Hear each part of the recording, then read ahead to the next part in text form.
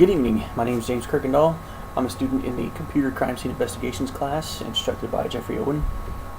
Today is the 30th of June, 2014, and I will be doing a presentation on Max Butler, also known as Iceman, as part of my final project.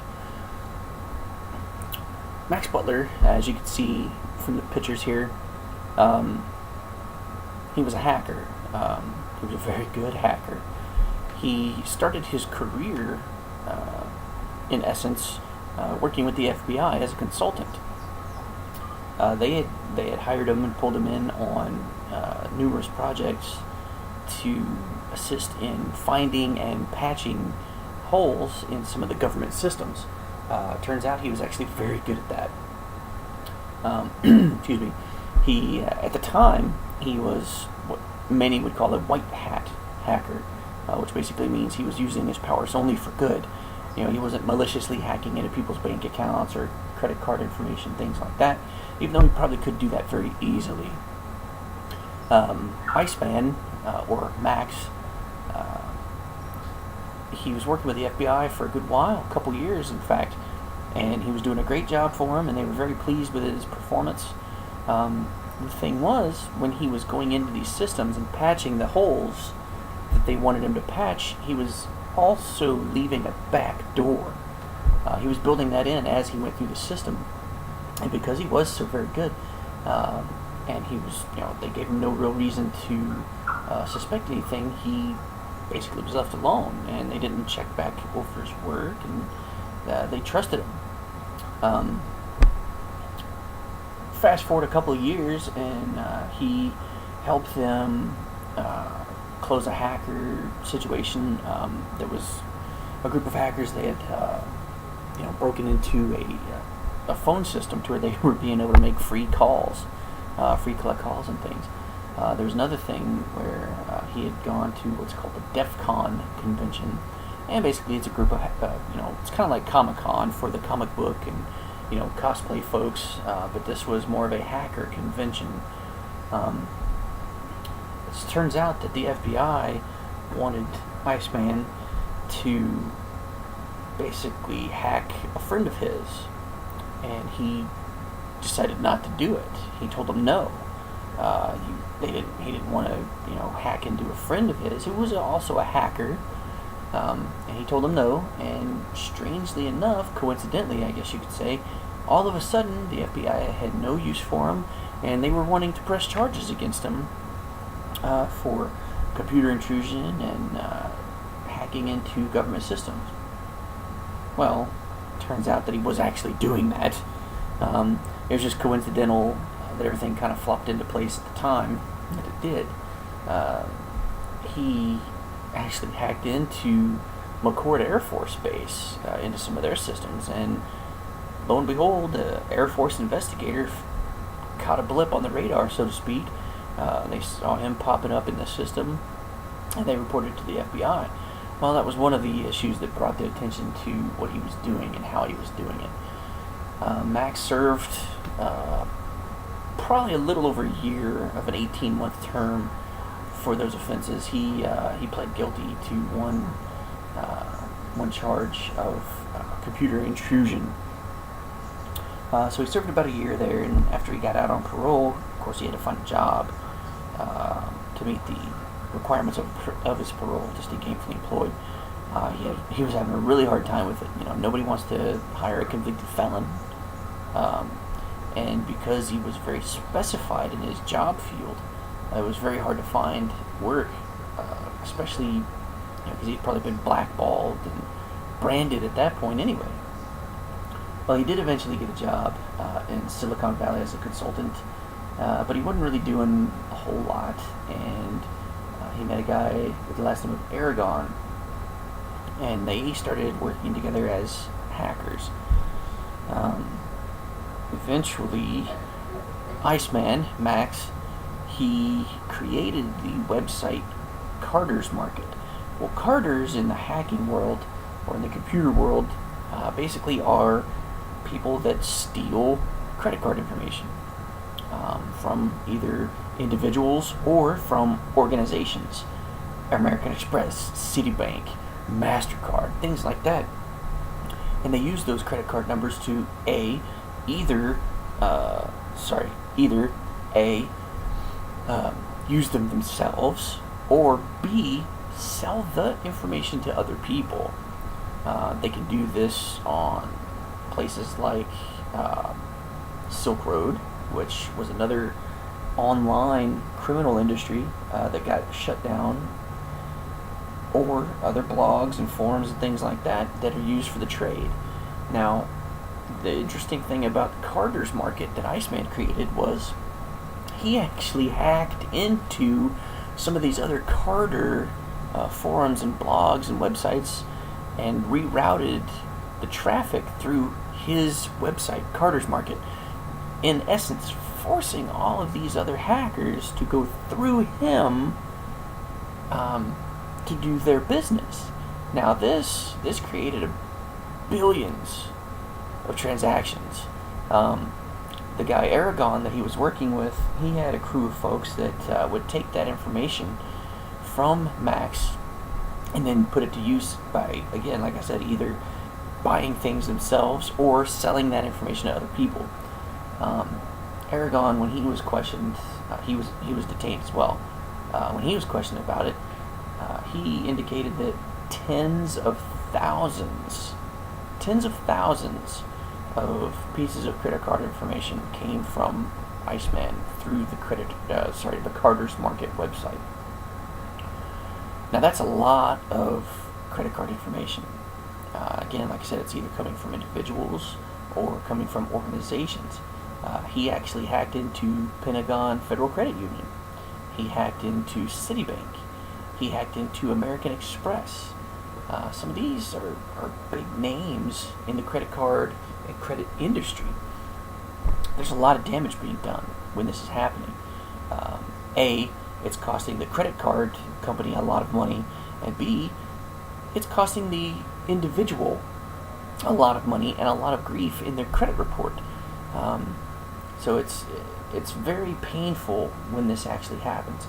Now, some would say that Max went on to engage in this severe criminal enterprise because the FBI scorned him. They treated him as an example. I don't know what you want to call it really, but it does. Like I said, it does seem coincidental that when they wanted him to do something else, to hack a friend of his, he said no, and then they wanted to press charges, and now he's come back in a world of crime. He started off saying, I don't know why I'm doing it. I knew what I was doing was wrong, but it's kind of hard to resist the urge to keep going further and deeper. It's not necessarily a God complex per se, but with these elite hackers, there's been a lot of research in the field, and it's more and more prevalent where we're seeing these guys know what they're doing is wrong, and they know they shouldn't do it, but they get that high, that euphoria for being challenged. And when something doesn't challenge them anymore, they go further to see how much more they can do. Max Butler, Iceman, no different than any of those other guys we read about. Incidentally enough, as high speed as he was caught. In Carter's Market, he had to have some administrative folks to run the site itself, and to run the day-to-day operations. It just so happened that there were a couple of undercover federal agents working there. One was FBI. I think there was some Secret Service involvement, and he actually carried out online conversations with some of these guys, talking about how, I've got many different identities, and this guy's doing something illegal, but this guy isn't, and if I spread myself thin enough, it'll be that much more difficult for the feds to come back and find me, the actual person doing this. Well, just so happens that he was talking to a federal agent at the time when he said those things, which made it instantly that much easier to find out who it was. Excuse me. So with that, just over 2 years, he was engaged in this enterprise and this massive undertaking of credit card and identity theft and fraud. He was found guilty. Actually, he pled guilty, and he was sentenced in federal court to 13 years. Now, this is a benchmark case because that's so far the longest prison term set for a hacking case. You know, a lot of people say, oh, it's a victimless crime. Well, there's no physical violence, there's no physical harm, but this is a lot of money that people are losing, and that in turn, causes hardship on individuals, which then causes hardship on the economy. It's kind of a trickle-down effect. And in the grand scheme of things, it probably didn't really make that much of an impact in the global economy or the American economy, which is trillions upon trillions of dollars in debt anyway. But it does go to people not wanting or not being able to spend, and that affects the economy. So 13 years, like I said, it's a benchmark because he was a pretty severe case, so the judge felt it necessary to make a good example of this specific individual and this case. He also had to pay millions, somewhere in the neighborhood of $25 million in restitution, or as a fine or a fee, whatever you want to call it. Now, I don't know if he has that money in his pocket after all of this credit card fraud and theft. You would think that if he was doing this that much, he would have some cash on standby. But the funny thing about that is, a lot of times in these federal cases, the federal agents, the feds, they seize all of your funds and they liquidate it, and I don't know what they do with it, but it's not yours anymore. So I'm curious how he would have any money, $25 million, how would he have this money to pay back? Where's it all going to come from? That's my question. Hush.